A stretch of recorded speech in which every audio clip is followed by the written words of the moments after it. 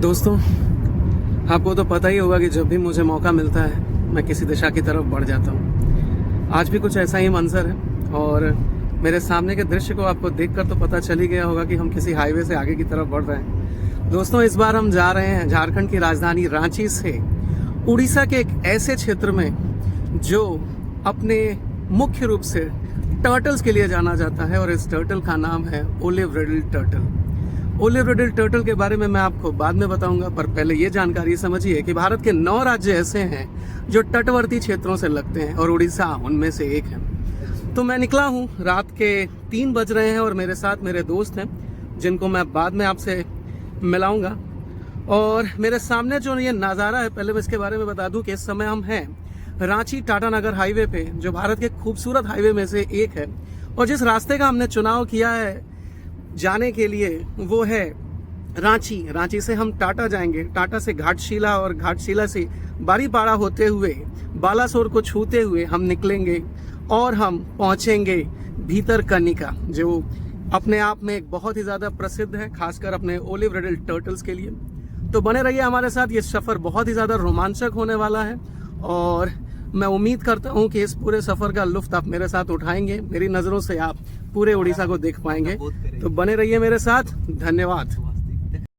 दोस्तों, जिंदगी की भागम भाग को देखकर आपको ये नहीं लगता कि आपको इस रास्ते पर होना चाहिए?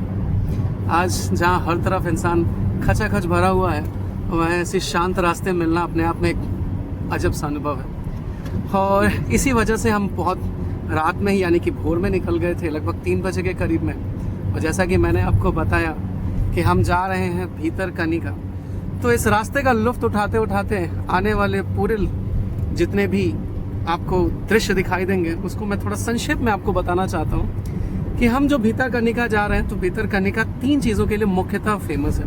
पहला, अपने मैंग्रोव्स के जंगल के लिए, यानी कि वो दुनिया का दूसरा सबसे बड़ा जो है मैंग्रोव का जंगल है। इसके साथ ही साथ मैं आपको बताऊं कि अगर जीव जंतुओं की हम बात करें तो इस बीच के इलाके में लगभग 3 ऐसे जीव हैं जो मुख्यतः पाए जाते हैं। पहला है सॉल्ट वाटर क्रोकोडाइल, दूसरा दुनिया का सबसे बड़ा कोबरा यानी कि किंग कोबरा, जिसकी औसतन लंबाई 3 मीटर से लेकर के 5 मीटर तक की होती है, और इसके साथ ही साथ ओलिव रिडल टर्टल्स, यानी कि ये जो वो समुद्री कछुए हैं जिनके बारे में अगर आप जानेंगे तो आप ये सोच में पड़ जाएंगे कि इस प्रजाति के ये जीव इतने ही ज़्यादा अक्लमंद कैसे हो सकते हैं। दोस्तों, ओलिव टर्टल्स के बारे में अगर मैं आपको बताऊं तो भीतरकनिका के गाहिर माथा कोस्ट के ऊपर, जो कि दुनिया की सबसे बड़ी नेस्ट है, यानी कि अंडे जहाँ पे कछुए आकर के देते हैं,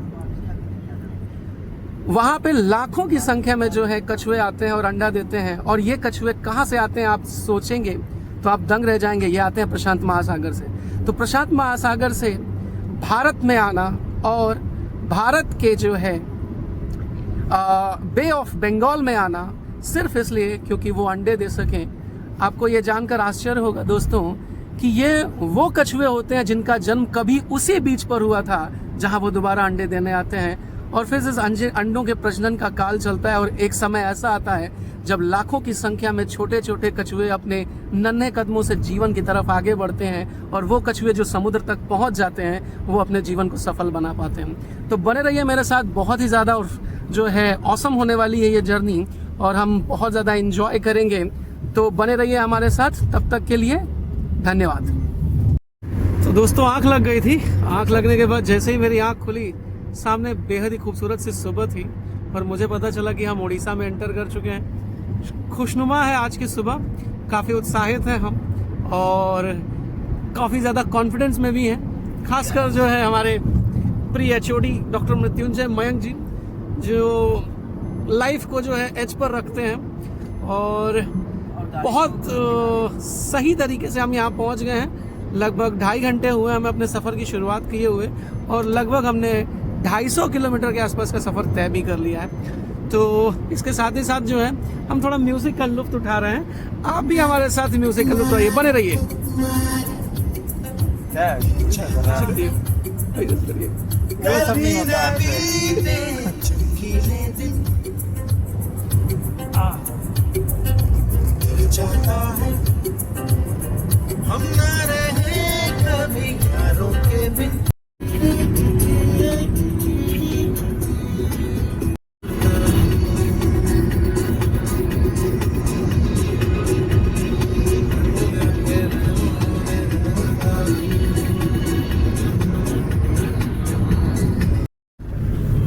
मित्रों अच्छा जाइए। हम लगभग 8 बज चुके हैं और हम काफी करीब हैं। 9:30 बज रहे हैं। हाँ, ऐसा बताया गया कि 9:30 हो गए और ये है बहुत ही खूबसूरत सी एक नदी जिसका नाम जो है हमारे डॉक्टर मृत्युंजय मयंक जी आपको बताएंगे। ब्राह्मणी नदी के तट पर ऊपर ब्रिज पुल जो बना हुआ है उसके ऊपर हम लोग चल रहे हैं और जल्द ही 1 घंटे के अंदर 1.5 घंटे के अंदर तकरीबन हम लोग डांगमल पहुंच जाएंगे, जहां हमारा डेस्टिनेशन है और हमारा स्टे हमने रखा हुआ है। 2 से 2.5 घंटा। तो 2 से 2.5 घंटे का अभी सफर जो है वो बाकी है और काफी रोमांचक है ये सब। बहुत मजा आ रहा है, हर तरफ जो है इस तरह की हरियाली दिखने लगी है जैसे कोस्टल एरिया में आते हुए आपको दिखने लग जाती है। तो बहुत आनंदित करने वाला ये समय है। दृश्य बड़ा ही मनमोहक है। बने रहिए हमारे साथ इस दृश्य के अंदर। मिलते हैं अगली कड़ी में। चलो ये अटक जाता है।